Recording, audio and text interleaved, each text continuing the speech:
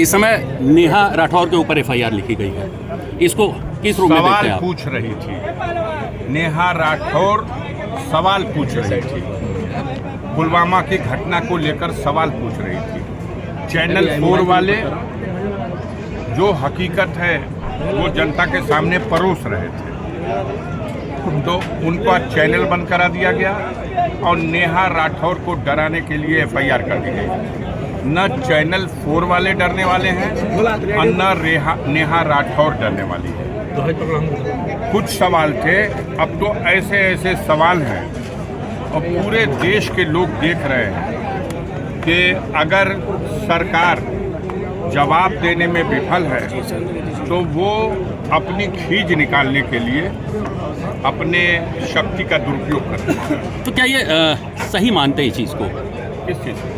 FIR लिखे जाने को? बिल्कुल गलत मानते हैं, घोर निंदा करते हैं। लोकतंत्र की व्यवस्था है, बाबा साहब भीमराव अंबेडकर ने संविधान में ये अधिकार दिया है। हम सवाल सरकार से नहीं पूछेंगे तो किससे पूछेंगे?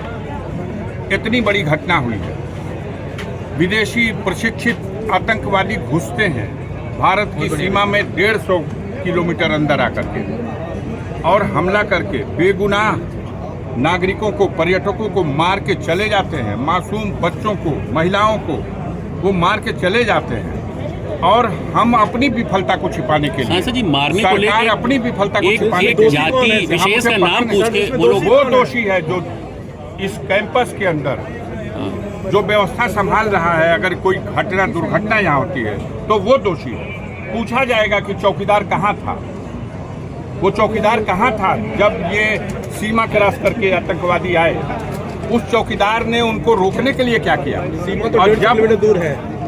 जब उन चौकीदार की तरफ से इसका जवाब नहीं आएगा तो जनता तो सवाल करेगी। सांसद जी, पोस्टर पूछ कर मारा गया, इसको किस रूप में देख रहे हैं? आपको ये बात कहा गया है कि इसका प्रचार करिए। आप बताइए, एक सवाल का जवाब दे दीजिए। अगर धर्म पूछ करके ही मारा गया तो इसका मतलब क्या निकाला जाए? महाराष्ट्र में हमारे देश के सुरक्षा का एक जिम्मेदार अधिकारी ट्रेन के अंदर लोगों का धर्म पूछ करके गोली मारा, तो क्या पूरी कौम को कटघरे में खड़ा कर दिया? क्या दुनिया नहीं देख रही है कि कश्मीर के मुकामी लोगों ने अपने जीवन को जोखिम में डाल करके, घायलों को अपनी पीठ पर लाद करके और उन असलहों से लैस आतंकवादियों की धमकी की परवाह न करते हुए दुर्गम पहाड़ियों में हजारों लोगों की जान बचाने का काम किया। सांसद जी, पोस्टर रो रहे हैं वो लोग जो बचे हैं, जिनको नया जीवन मिला है, वो उनके एहसानमंद हैं, लेकिन हमारी मीडिया के पेट में दर्द हो रही है। धर्म पूछ के मारा, उनका मकसद था धर्म के नाम पर नफरत बढ़ाओ और इसका प्रचार करने वालों का भी यही मकसद है कि धर्म के नाम पर नफरत बचाओ। तो देश कैसे मजबूत होगा? इसका देश की एकता के सवाल पर सोचो। इसका उत्तरदायी कौन है? इसका उत्तरदायी व्यवस्था चलाने वाले लोग हैं, सरकार है।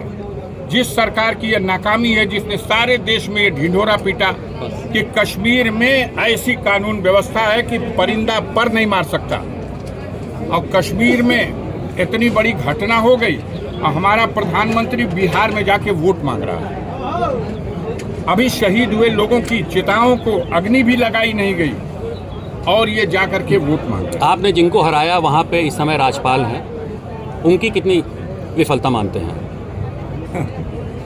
अब उनकी विफलता और पूरी सरकार की विफलता, अब इस पर कुछ क्या कहने को शब्द रह गया कोई?